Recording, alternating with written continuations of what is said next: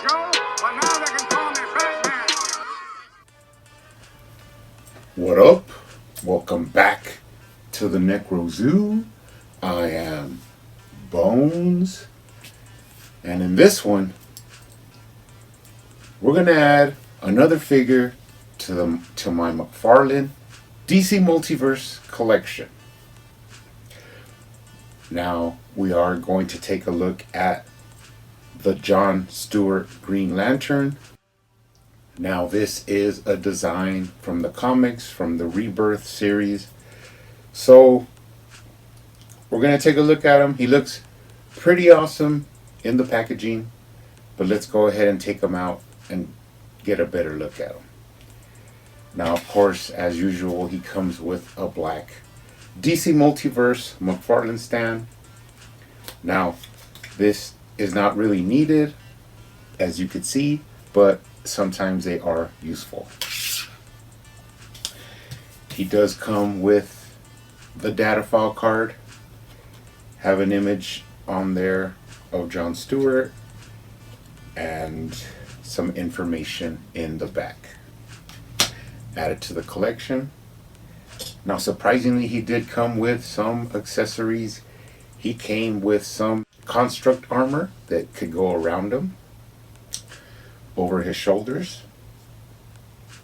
Pretty cool translucent plastic. Pretty cool little accessory if you would like to display him with this on. He also came with a construct of like a sort of military ammo backpack. Pretty cool. You could pretty much see straight through it. Nice to slap that onto his back. And then he also comes with this pretty sweet Gatling gun. Of course, John Stewart in the comics is more of a military strategist kind of guy. He has a military background, so his constructs are usually a lot of military stuff. And that fits with his character. Pretty cool. Well, let's go ahead and take a look at him. I have been hearing some good things about this one. Been seeing some reviews here online, and people are pretty happy with him. But let's go ahead and take a look at him in hand. First thing, checking out the head sculpt. Really nice, kind of like more of a realistic head sculpt than a comic one. So they're doing a really good job. I would even beg to say this looks kind of like a video game head sculpt, but it is based on the Rebirth comics. So he has that kind of military haircut, kind of like a crew cut. One thing McFarlane is getting better at is the head articulation. If you push this guy's head back, he looks pretty much straight up in the air, and then he does look down as well. Of course, he does have tilt, so you could give him some character. And then he does move side to side. Now, like I said before, these head sculpts are getting really good. Not all of them are going to be, big hitters, but the recent ones have been pretty good. So I'm really happy with it. Moving down, you have a really nice upper chest sculpt going into that Green Lantern symbol on his chest. Really nice embossed or raised symbol. Really digging the white that is inside the ring. And then up here on his chest, he does have a little bit of trench piping for style, going from his traps down to his chest, down to the symbol. Really digging that sculpt. Really awesome.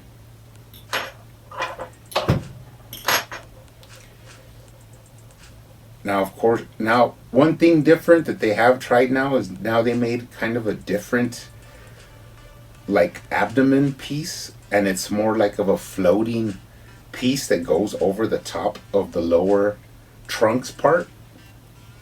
You could see the way it lifts up in the front, that it's just designed a little bit different. Now it goes over instead of like fitting underneath.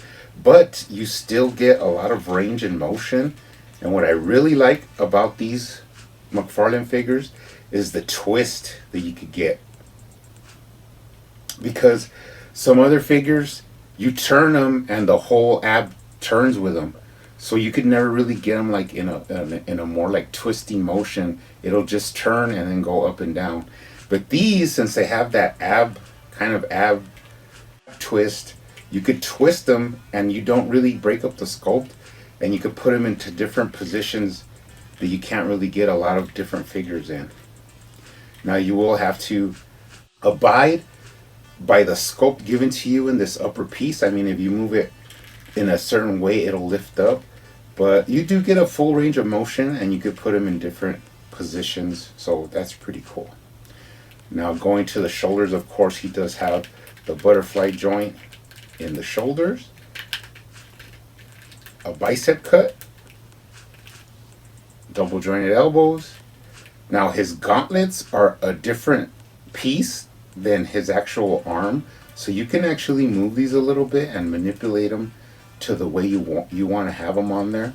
I mean, you could push them up a little bit or put them down just the way you want. And let's talk about the sculpt work that they put into this, because there's a lot of textures, like on his bicep and on the gauntlets. It just has a lot of cool little lining and textures that's really awesome. Now his gauntlet has like a piece that goes right above the wrist ball joint, so it covers that completely.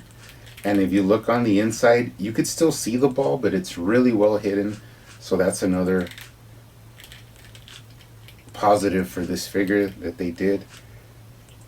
Let's check out the other hand now. This is his ring hand, but both hands are pretty much like in a pistol grip. And that is mainly because that's for him to hold on to his accessories. But I really would have preferred a fist on his ring hand. But this is what they gave us, you know. Like I said before, it's not all going to be perfect. We got to take the good with the bad. And luckily, there is a lot of good in this line that is coming out. So let's move down to the legs. Let's check his thigh swivel. Really good thigh swivel. I mean, this is one of the better ones I've seen. So you don't need a thigh cut to break up the sculpt in the thigh, which is honestly, DC Classics really did that a lot, is the thigh cut. And I mean, you could use it, but the thing is that it breaks up the sculpt really bad. And this is a way to get around that. So this is like, you know, new techniques and new way to do the figures where you could get this the same amount of articulation without breaking up the sculpt. Twist out his leg, pop it out. He does have double jointed knees. He does have a lot, like I said, of different sculpt and line work on his legs. Really beautiful, beautiful sculpt work. Even though it's black on black for the most part, if you see the detail in it, it's a really nice sculpt. So I'm really happy with that. You go down to the boots. Of course, you have up and down on the ankle joint. If you turn the ball, you do get rocker. You just have to push it a little bit hard, but it does rock. And then he does have toe articulation. Another point I want to make out about these boots is also the sculpt work done on the boots. Just the trim with all those lines and added accents, it's a really nice figure. Let's look at the bottom. No tread, just a couple of stylized lines. Move up. Like I said before, it's pretty much black on black once you get up the boots, up past the boots, but it's still a nice figure. Now here in the back, you can see that abdomen diaphragm like sticks up. But if you push it down, it sits right into the crevice, right above his hips. So it just depends how you want to pose them and move them around. But it needs a little bit of work, but I could see where they're going, what they're going for when they're doing this new abdomen. Up the back, of course, you got a hole there, so you could plug in his accessory And then you got some nice line work up on the shoulders and going up past the trapezius. All in all, really happy with this guy. He is the first, I think, of a series of pretty cool Green Lanterns that McFarlane's going to dive into. Don't worry, guys, we are going to get different figures. I'm pretty sure eventually they'll start going into the more classic looks. But for now, I'm really happy to get new, innovative looks that we've never seen before. I, for one, do not hate that. I actually like it because as someone that's been collecting DC a long time, I have a lot of Green Lantern figures. I have a lot of Batman figures, like basic comic Batman figures. So those are all in my collection. I love them. They were a great part of my figure collecting, history. But that part is done, and now we're moving into the future with a 7-inch scale, beautiful sculpts, new sculpts, and I'm just really ready to accept it all. So, really loving this line, really happy with this figure. I am a big John Stewart fan. Not my favorite Green Lantern, but he's up there. So pretty cool. Like I said before, you can slap that construct armor over him. Sits pretty well right above his shoulders and down into the chest Green Lantern symbol. You can add his ammunition backpack, and then you can add Gatling gun. Like I said, it's all in the way you would prefer to pose him. I mean, basically for me, he's just gonna go up, standing up on the shelf, just in a regular stance. So I'm not really gonna display him with these constructs, but they're pretty cool to have. You never know. I might come across another one and pick it up and then do a custom. I am known for doing some custom work. Now, let's talk about the first custom work I did right off the bat before before we even go any further, and that is that I really wanted a fist ring hand. I had to have it. So first thing I did is I popped off this hand, pretty much came right out, and then I did assemble him a brand new fist hand. Now, I'm not exactly sure which hand this is because I have a whole like little container of different hands, but it did look like a glove, so that's why I picked this one.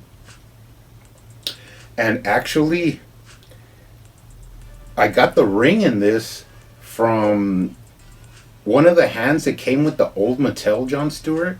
It had like a kind of like a green flower looking thing, and I actually cut the ring out from the middle of that, and then I drilled a hole in the knuckle where the ring goes, and then I actually pushed that, I put some glue on, and then I pushed that ring into that hole, and that's how I made this new fist hand with the ring in it.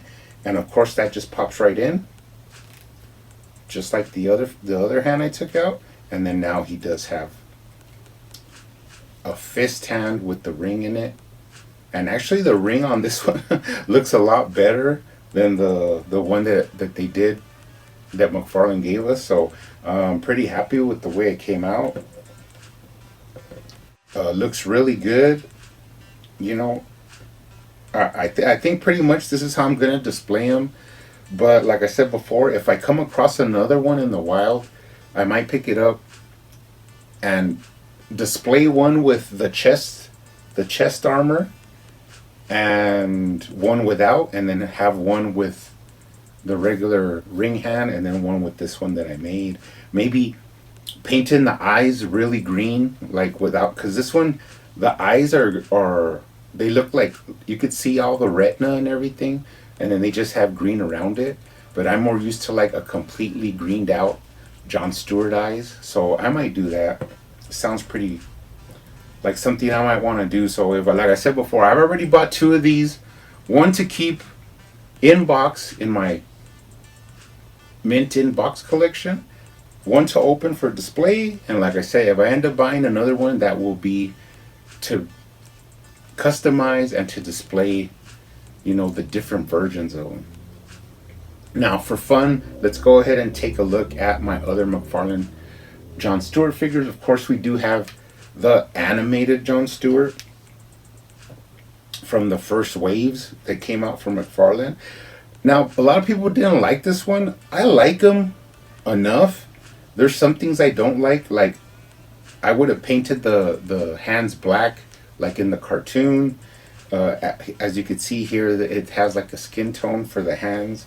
The stylized way they did him, I really like it. I really think they nailed the head sculpt of the bald John Stewart look with the goatee.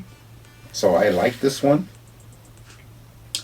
Let's get into my older ones. Like, this is the first John Stewart released in the DC Universe Classics line.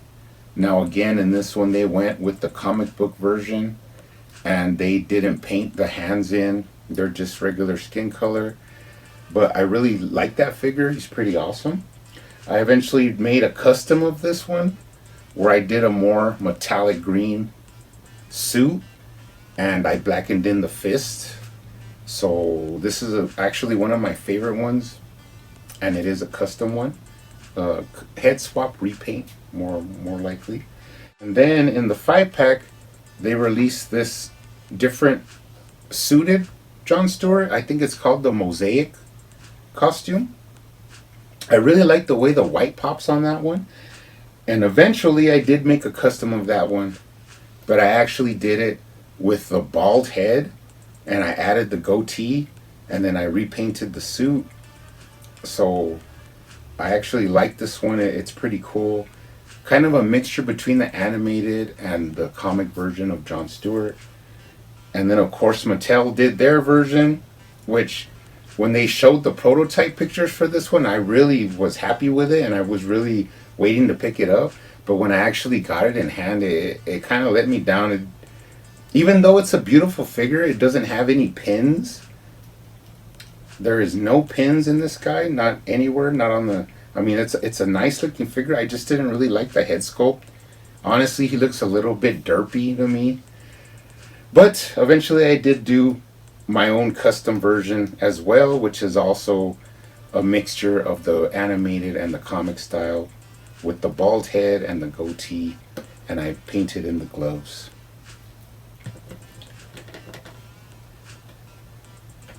So those are my John Stewarts. Really happy with this guy. You could tell that McFarlane's, hitting his stride a little bit more.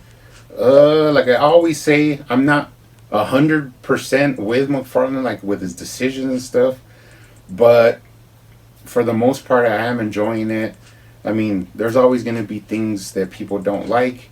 And there's things that people love about this line. So, pretty cool figure. Going to be happy to add him to the collection. You guys, stay hunting out there. Keep collecting. Keep customizing. And I will see you on the next one.